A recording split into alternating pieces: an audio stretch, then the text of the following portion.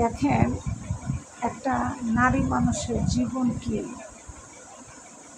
আজকে যদি আপনি আমার কথাটা শুনেন তাহলে বুঝতে পারবেন একটা নারী মানুষের জীবনটা আসলে কি।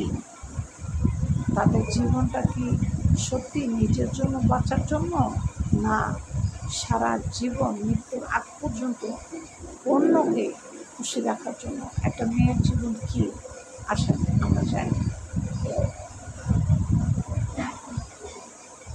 আপনি যখন বাবা মার ঘরে ছিলেন, বাবা মার মন খুশি করে, ভাই বোনের মন খুশি করে চলতে হয়েছে প্রথম ধাপ।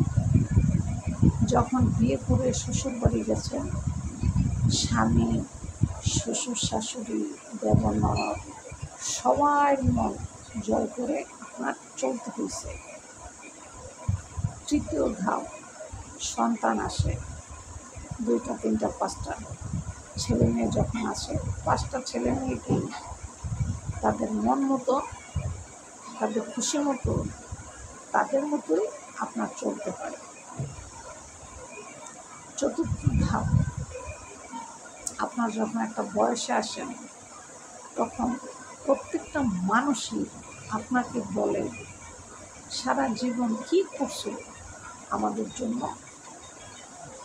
অথচ দেখেন, সবার জন্যই আপনি কিন্তু সব কিছু করছেন, জীবনটা দিয়ে করছেন, কিন্তু শেষ বয়সে আইসা আপনাকে কি প্রশ্ন করলো যে আমাদের জন্য, মানে আমাদের জন্য তুমি কি করছো মা হিসাবে? সব তো বাবা করছে, দাদা করছে, দাদি করছে, অথচ কেউই কিন্তু কিছু করে নাই। সব করছি কিন্তু আমরা মায়েরা।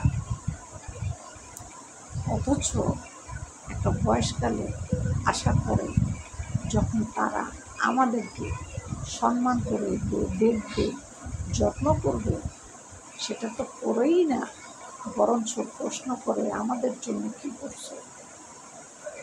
তাহলে একটা মেয়ে মানুষের আপন ঘর বলতে বলেন তো কোনো কিছু আছে এই দুনিয়ায়? নাই।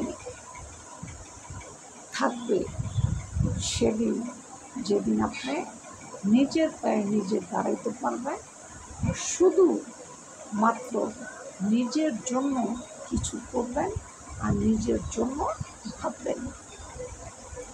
ছেলে বলেন, মেয়ে বলেন, বাবা মা বলেন, স্বামী বলেন, শ্বশুর শাশুড়ি, আপনার এরা কেউ কোনো কাজে আসবে না।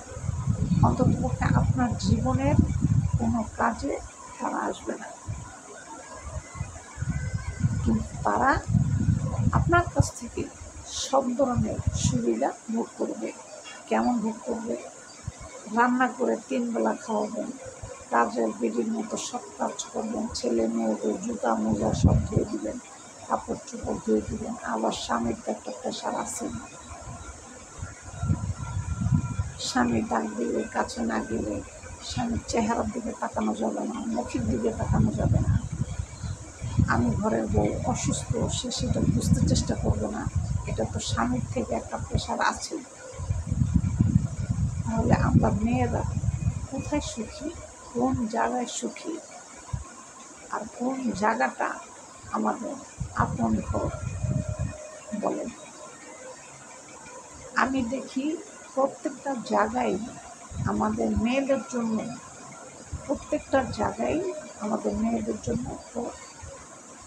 কোনো জায়গায় আপন না।